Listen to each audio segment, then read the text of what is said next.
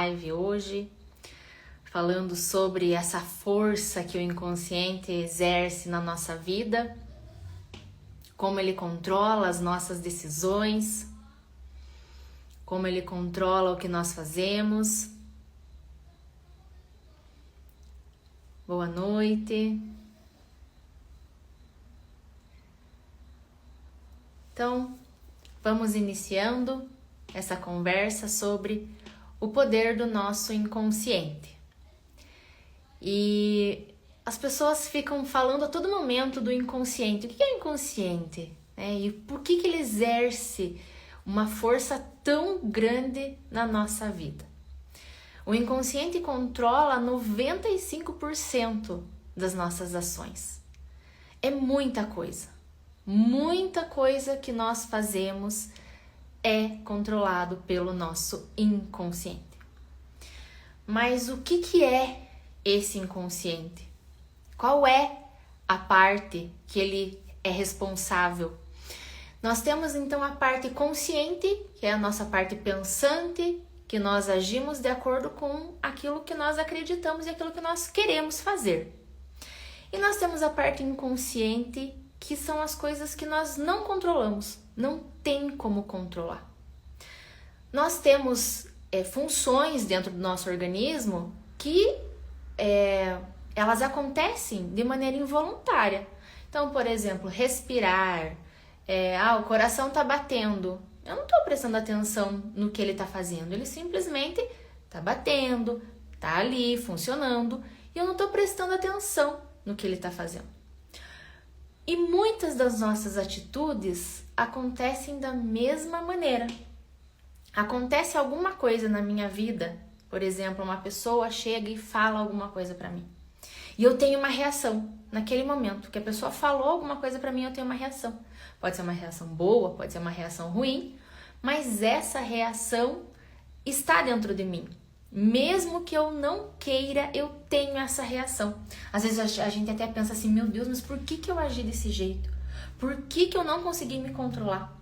Por que eu respondi daquela maneira? Tem alguma parte lá dentro de nós que agiu involuntariamente, que respondeu daquela maneira sem que nós quiséssemos, sem que nós percebêssemos. E foi assim, porque ali ativou o nosso inconsciente. Então, dentro desses 95% que o nosso inconsciente controla, tem muita coisa da nossa vida.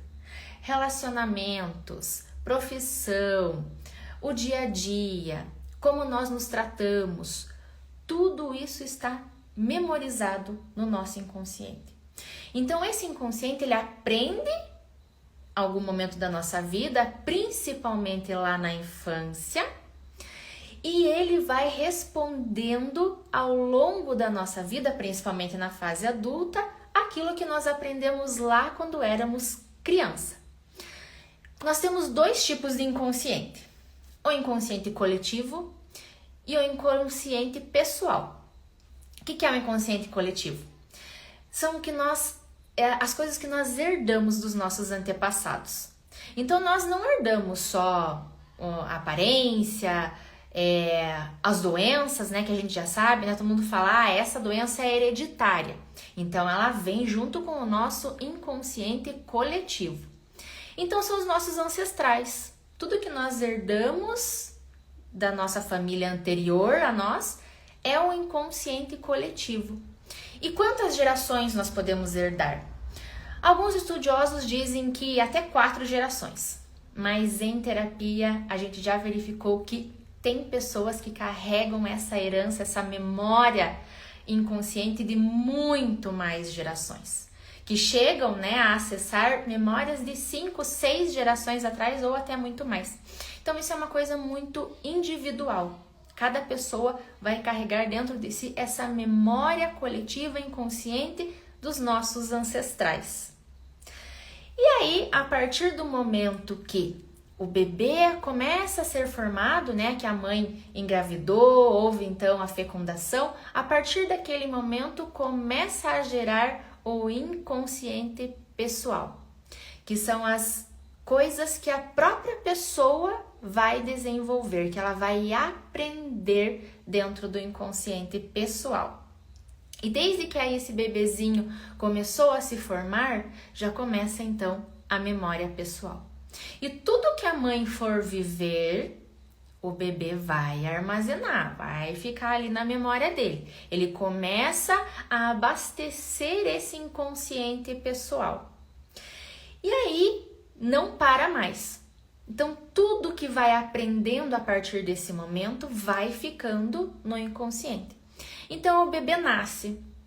A primeira vez que ele vai respirar, então é cortado o cordão umbilical, e quando ele começa a respirar, ele já está armazenando memória inconsciente. Ele nunca mais vai ter que pensar, agora eu preciso respirar. Não, mas aquele momento em que ele precisa respirar sozinho vai ficar marcado para sempre na vida dele. Então essa primeira respiração pode ter sido boa, pode ter sido fácil ou não. Pode ter sido algo que o bebê sofreu muito. Então, às vezes, quando o bebê nasce, ele teve dificuldade em respirar, o coração estava muito acelerado, tudo isso vai ficar armazenado na memória do bebê. E conforme ele vai crescendo, conforme ele vai aprendendo, tudo vai ficando nessa memória inconsciente. Por isso que quando nós aprendemos a falar, depois a gente faz isso automaticamente, fica tudo lá no inconsciente. Quando nós aprendemos a andar, então está na memória inconsciente. Nós andamos e fazemos várias coisas ao mesmo tempo, porque o inconsciente sabe fazer aquilo sozinho. E conforme a criança vai crescendo, vai ficando tudo armazenado nesse inconsciente. E aí, quando for preciso, ele vai resgatar essas memórias, de maneira que a gente não se dá conta disso. Então, por exemplo, a criança tá lá brincando com o seu brinquedo favorito, seu melhor brinquedo, o brinquedo que ela mais gosta. Tá brincando e de repente chega alguém em casa. A mãe recebe uma visita, essa visita tem uma outra criança também e chega todo mundo na casa. E a mãe olha, e vê que a outra criança quer o brinquedo do filho. Mas o filho gosta muito daquele brinquedo. Mas a mãe fala assim: empresta teu brinquedo pro coleguinha, você tem que saber dividir. E a criança fica naquela sem saber o que fazer. E a mãe então fala pra ele: mas se você não dividir, a mamãe não vai mais gostar de você. Olha o que a mamãe tá ensinando pra criança. Se você não dividir aquilo que você gosta, aquilo que você quer, eu vou ficar triste com você. A mamãe não vai mais gostar de você. E isso, vamos supor que a criança tenha lá 2, 3 anos, vai ficar armazenado no inconsciente dela. Aí ela cresce com essa informação de que aquilo que eu quero não importa. Importa o que o outro quer. Ou seja, eu tive que fazer alguma coisa para agradar a minha mãe, porque senão ela não ia mais gostar de mim. E aí eu cresço com essa informação e eu faço o que todo mundo quer para poder agradar e para poder ser aceito. Porque se eu não fizer isso, eu não vou ser aceita e as pessoas não vão gostar de mim. E como que eu faço isso? De maneira inconsciente. Porque eu aprendi lá atrás que se eu não fizesse daquela maneira, eu não ia ser aceita. E aí isso vai se repetindo em várias situações da nossa vida. E como que eu faço então, quando eu tenho um padrão, quando eu tenho uma reação que eu não gosto, eu não quero ser assim, mas eu não sei como fazer diferente. Existem vários níveis, desse inconsciente, dessas informações. Depende do quanto isso aconteceu com a pessoa.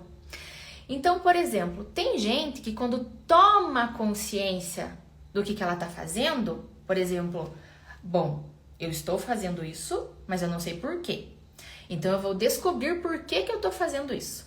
E traz para a consciência por que ela está fazendo isso, pode ser que se resolva. Eu vou contar um exemplo para vocês aqui de uma situação que aconteceu em que a pessoa, ela repetia um padrão da mãe e ela estava fazendo isso de maneira inconsciente. Então, tudo que a mãe fazia, ela estava repetindo e ela não tinha se dado conta.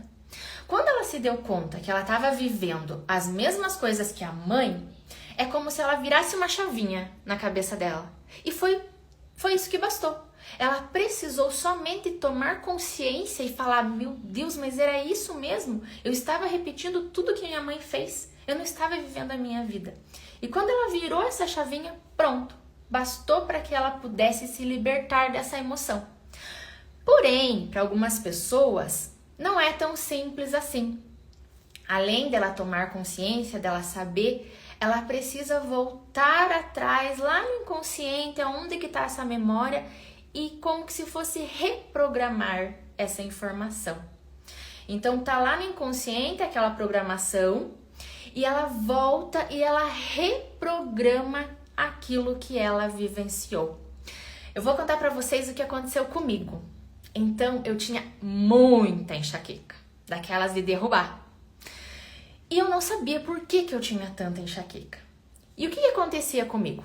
Eu era muito acelerada, queria fazer tudo correndo, e é isso e aquilo, além de querer controlar. Pessoas que têm enxaqueca são pessoas que têm uma necessidade de controlar tudo, inclusive o que ela pensa e o que ela sente. Ela acha que ela pode controlar tudo, e eu era assim.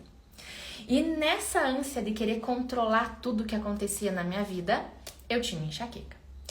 Quando eu trouxe para a consciência que a minha enxaqueca estava ali para me desligar, é como se o dia que eu tinha enxaqueca eu desligasse, porque eu não conseguia fazer nada.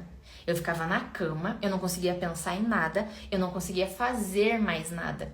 Então eu percebi, eu trouxe para a consciência que a minha enxaqueca estava ali para dizer: Graciele, você precisa parar. Como que o meu corpo me parava? Dando a enxaqueca. Então eu tinha enxaqueca e eu simplesmente parava. É como se meu corpo restartasse. Porque depois da enxaqueca, eu me sentia 200% bem. Então a enxaqueca vinha, dizia: agora você vai parar com tudo. E realmente eu parava. Porque eu não conseguia pensar em nada, não conseguia fazer nada. E restartava depois. Quando eu tomei consciência disso, eu falei: caramba, é isso mesmo. A enxaqueca tá vindo me trazer uma informação, eu tô muito acelerada, eu tô querendo fazer tudo ao mesmo tempo, eu tô pensando 1 milhão de coisas ao mesmo tempo e minha cabeça não está dando conta de pensar em tanta coisa. Então eu preciso parar. Porém, eu trouxe para a consciência isso, mas não resolveu.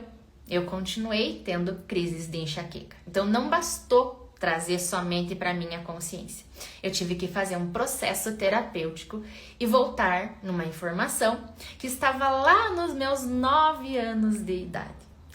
Qual era a informação? Qual foi o trauma que eu vivenciei? Eu estava em uma situação com a família toda reunida e eu falei uma frase que desagradou o meu pai e a minha mãe. E na hora que eu falei aquela frase, eu fui repreendida, tanto pelo meu pai quanto pela minha mãe. Só que eu não entendia, na minha cabeça aquilo não fazia sentido. Eu fiquei tentando entender, mas o que eu falei de tão grave? Então naquele momento, a minha cabeça teve que trabalhar muito. Ela teve que trabalhar além da conta para entender por que meu pai e minha mãe estavam me repreendendo. E eu não entendi. Eu não consegui entender por que meu pai e minha mãe estavam tendo aquela atitude comigo naquele momento. Então, naquele exato momento que aconteceu isso, o meu cérebro entendeu assim: você precisa buscar a solução com a sua cabeça. Você precisa entender o que está acontecendo. E a partir daquele momento, eu me estruturei daquele jeito, tentando entender tudo que estava acontecendo, tentando trazer para a mente, né, pro consciente, tudo que estava acontecendo. E quando eu pude desbloquear essa informação lá dos meus 9 anos e entender que eu era apenas uma criança, que eu não sabia realmente o que eu estava falando, que o que eu falei eu fui repreendida pelo meu pai e pela minha mãe, mas que eu era apenas uma criança. Quando eu trouxe essa informação novamente para mim, então eu pude me libertar disso. Eu pude dar um novo sentido para essa informação. E não mais que eu precisava entender tudo o que estava acontecendo, que eu precisava resolver tudo com a cabeça, eu precisava ser consciente de tudo que estava acontecendo e tentar controlar tudo. Quando eu trouxe isso para a consciência e consegui lá no trauma e dar um outro significado, a enxaqueca deixou de existir. Claro que foi gradual, né? Então eu tinha enxaquecas a cada 15 dias, depois comecei a ter uma vez por mês, depois eu comecei a perceber que falei: caramba, já faz mais de 1 mês que eu não tenho, já faz mais de 2 meses que eu não tenho, e a enxaqueca realmente não faz parte da minha vida. Então isso é uma maravilha que eu pude vivenciar, na verdade, que eu posso vivenciar com esse processo terapêutico de olhar para o inconsciente e ver que ele está me trazendo uma informação e essa informação é útil para o meu corpo até que eu tome consciência disso. Senão ela continua acontecendo. Até que a gente tome consciência disso e ele pare de acontecer. Mas quer dizer que qualquer trauma da nossa infância, tudo que a gente vive na infância, vai causar um sintoma, vai causar um comportamento? Não necessariamente, né? Então, para que um acontecimento se torne um trauma, a pessoa tem que viver aquilo de 3 maneiras. Ela tem que viver sozinha, ou seja, pode estar no meio de um monte de pessoas, mas ela vai sentir aquilo sozinha, como se ela tivesse aquele acontecimento, ela se sente isolada, ela não consegue compartilhar aquilo com ninguém, então ela vive em isolamento. Tem que ser intenso para a pessoa que está vivendo. Então, às vezes, um olhar é o que basta para causar um trauma na criança. Os pais ou quem quer que seja não precisa nem falar nada. Mas, às vezes, um olhar é tão intenso para a pessoa que aquilo pode ser um trauma para ela. E ela tem que ter, então, uma intensidade. Ela tem que ser forte o bastante para que a pessoa viva aquilo de maneira dramática e que ela não consiga expressar. Se a pessoa não consegue expressar aquilo que ela viveu, vai ficar dentro dela armazenado como um trauma, né? Já dizia Jung Yang que aquilo que não é expresso fica impresso no corpo. Então, se a gente não consegue expressar, aquilo vai ficar dentro do corpo, vai ficar memorizado aquela informação. E aí fica lá no inconsciente aquela informação. E como que ela vai se desbloquear? Por que as doenças aparecem em um determinado momento? Por que um comportamento ele acontece em um determinado momento? Porque nós vamos vivendo a nossa história. De repente, acontece alguma coisa na nossa vida que desbloqueia essa memória. Acontece um trauma parecido com aquilo que eu vivi na minha infância. E quando esse trauma ele aparece ali novamente, né? Quando esse acontecimento, eu vivo esse acontecimento novamente, ele vai desbloquear aquela informação que eu já tenho armazenada. É como se fosse um programa de computador. Eu tenho lá na infância, acontece um trauma e eu armazeno aquilo dentro de mim. Eu fico com aquela informação. Quando eu cresço, e aí eu vou ter novamente um trauma parecido, o meu corpo fala assim, calma que eu tenho a solução. Calma que eu sei como resolver esse problema. E aí ele vai buscar na nossa memória, né, aquele programa que já está instalado e vai reativar aquele programa. Então, tudo que acontece na nossa vida é de forma inconsciente nesses casos dos traumas, das doenças, como eu falei para vocês, a minha enxaqueca. É tudo que nós aprendemos e fica armazenado no nosso corpo. E aí, a ideia é trazer para o consciente isso, ou em casos mais profundos, o processo terapêutico faz com que a gente desbloqueie essa informação que está lá no nosso inconsciente. Outra possibilidade de nós também termos uma reação ou termos um comportamento que nós não gostamos é o seguinte: nós somos crianças e aí nós convivemos com várias pessoas, né? Várias pessoas fazem parte da nossa criação e o que essas pessoas fazem com a gente vai modelar o nosso comportamento. Então, por exemplo, né, o convívio entre irmãos é muito próximo, né? Tem muitas crianças que têm essa proximidade com os irmãos. Aí tem o irmão mais velho e o irmão mais novo, ou muito mais, né, mais irmãos. Se esses irmãos, eles vivem um relacionamento, um comportamento repetitivo, pode ser que eu desenvolva esse comportamento para minha vida. Como? O irmão mais velho achar que, porque ele é o mais velho, ele é quem sabe de tudo, ele que é o mais importante, o mais novo tem que obedecer sempre, porque ele é inferior, porque ele é menor. E o irmão mais novo vai crescer com essa informação, porque todo dia ou constantemente o irmão falava: você é menor, você não sabe de nada, porque você é mais burro, então você tem que escutar o que eu vou falar pra você. A pessoa pode crescer com essa informação de que eu sou mais nova, eu não sei, eu preciso então ficar quieta, porque eu não sei, o mais velho é que sabe. E aí quando eu cresço nessa forma, quando eu cresço desse jeito, o que pode acontecer com um adulto? Ele pode não conseguir se expressar quando tiver alguém mais velho. Ou alguém que ele considere uma autoridade. Um chefe, o patrão, ou nos relacionamentos também de casal. Se eu tenho na minha cabeça que o outro é mais velho, então, bom, ele sabe mais, então eu tenho que ficar quieta, eu não posso me expressar porque eu sou mais nova, eu sou mais burra, eu sou inferior. Eu não vou conseguir ter uma atitude diferente diante daquela pessoa. Por quê? Porque eu cresci aprendendo que o mais novo, ele é inferior e o mais velho é quem sabe de tudo. Então eu vou me estruturar dentro dessa informação.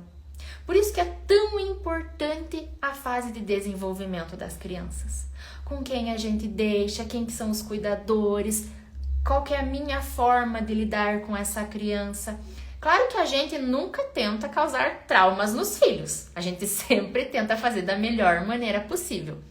Porém, isso nem sempre acontece, né? Porque cada um é individual. Às vezes a pessoa cria um trauma, ela faz um trauma de algo que realmente para ela foi algo muito doloroso e para mim não, né? Então é muito delicado isso. O que é o mais importante de tudo isso? Saber e poder se expressar. Expressar aquilo que eu estou sentindo. Ensinar as crianças de que elas podem se expressar. Aí ela vai crescer um adulto sabendo que o que ela sente tem validade, que o que ela sente é importante. Muitos de nós aqui cresceu ouvindo que você não sabe de nada, fica quieto. Quando a gente era criança falava, fica quieto, os adultos é que vão falar, você não sabe de nada, você não pode se expressar. Ou então, quando a gente chorava por uma coisa bem simples, né? Por um ursinho, por um cachorro. Aí vem o pai e a mãe e fala, para de chorar, você não tem motivo para chorar, porque você tem tudo. Por que você tá chorando? Não faça isso. E a gente cresce aprendendo que deve não expressar, como se isso fosse ruim. Os meninos, muitos pais falavam, menino não chora, menino não pode chorar. E o que acontece? Ele cresce com essa informação de que eu não posso me expressar, porque eu sou um homem e eu não posso dizer o que eu sinto. Aquilo que eu sinto não tem validade, eu não posso contar para o outro o que eu estou sentindo.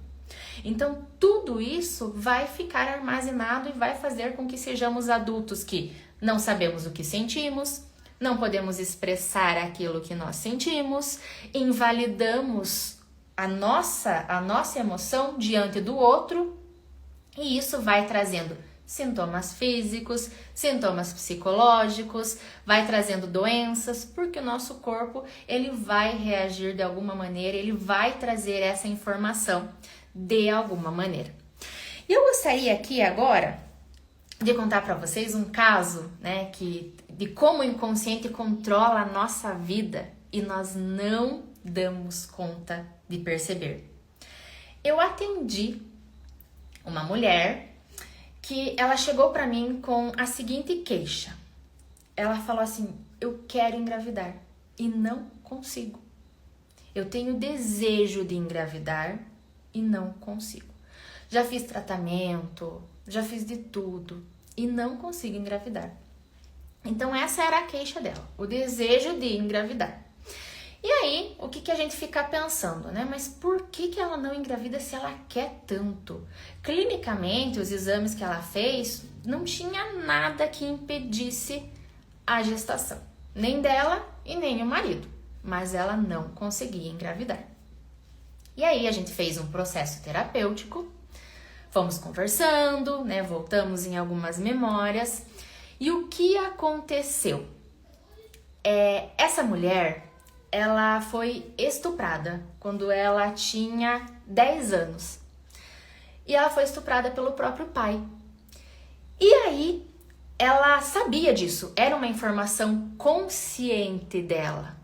Ela sabia do que tinha acontecido com ela. Mas ela não sabia que isso estava diretamente ligado à informação de que o ato sexual era proibido para ela.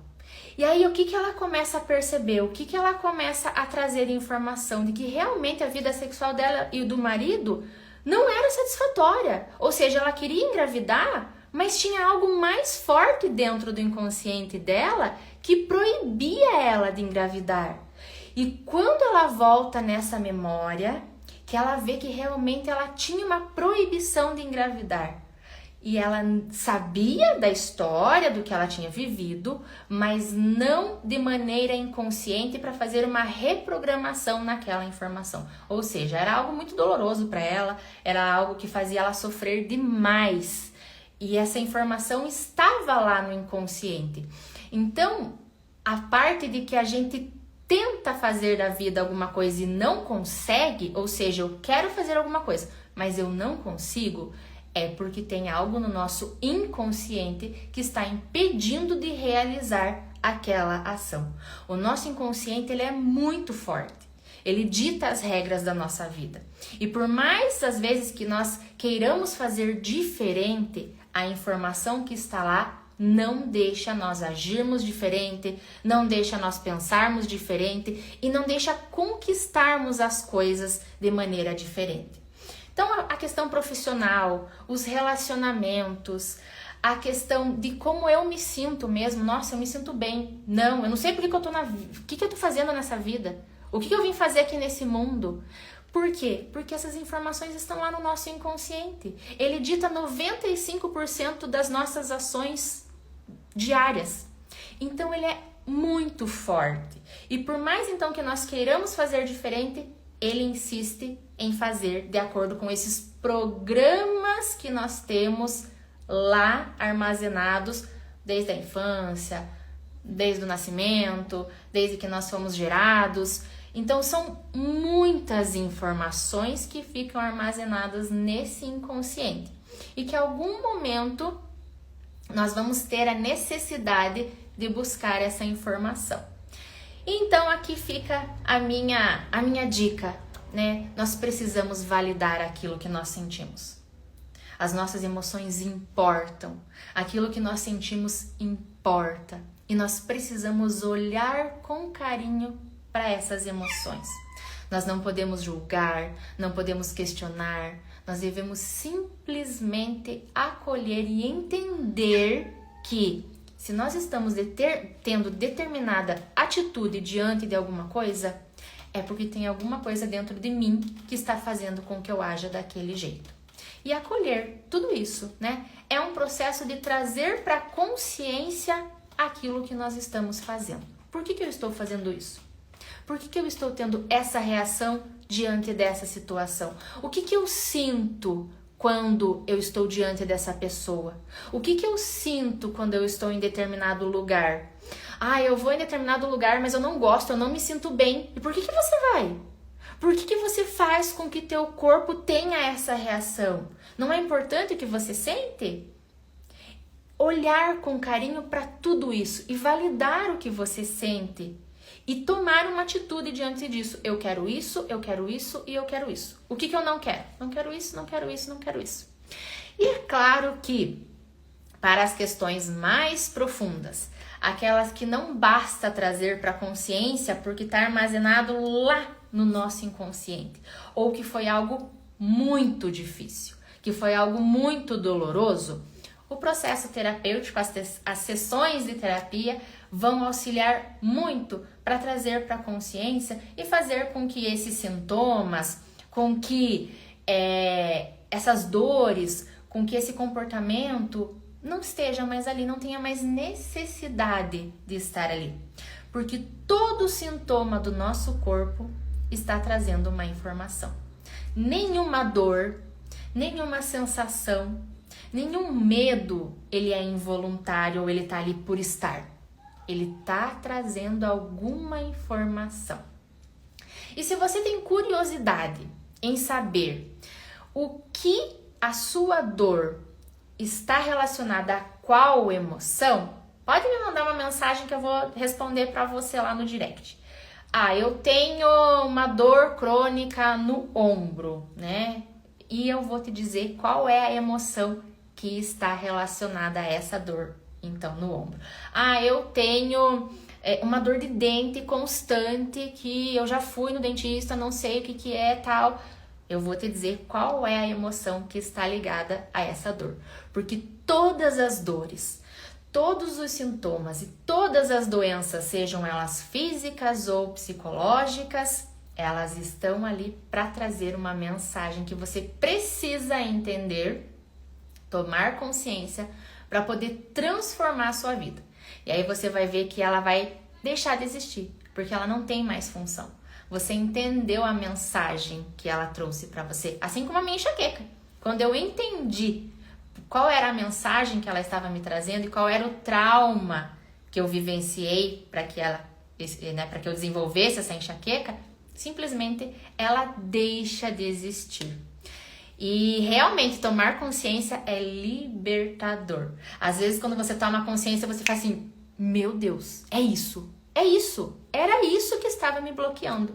E aí a sensação, gente, é maravilhosa, é incrível essa sensação de liberdade, de você poder ser quem você é e quem você quer ser, quem você deseja ser, sem dores, sem medos e só seguindo a vida que você deseja, só seguindo aquilo que você quer para a sua vida. Então, dediquem-se a realmente se escutar, olhar as suas próprias emoções, para que possamos, curar todas as nossas dores. E aqui também eu já vou deixar um aviso que eu farei uma sessão de lives com temas variados.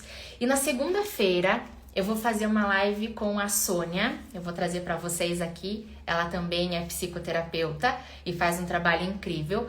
E nós vamos falar sobre as crenças limitantes e como elas se formam. O que é que eu tenho me limitando dentro daquilo que eu acredito que faz com que eu impeça de realizar aquilo que eu desejo, seja no financeiro, seja no amoroso, seja em qualquer questões do dia a dia. Qual é a crença que está me limitando e me impedindo de fazer o que eu quero com a minha vida? Então não percam, na segunda-feira vai ser uma live incrível e eu vou fazer várias lives aqui ao longo desse mês e do próximo para que vocês possam entender isso, falar sobre isso e contar para as pessoas. Existe uma maneira viável de deixar de sentir dor, de deixar de ter sintomas, de deixar de ter doenças. E essa maneira parece simples, né? É uma coisa tão simples trazer para a consciência e realmente é. Só que se a dor for muito profunda, a gente precisa olhar cada vez com mais carinho para essas dores e para tudo que acontece na nossa vida. Gente, muito obrigado pela colaboração, pela participação de vocês. Fico muito feliz e acompanhem todo o conteúdo que eu faço com muito carinho para vocês, ok? Beijo, gente, e até mais. Tchau, tchau!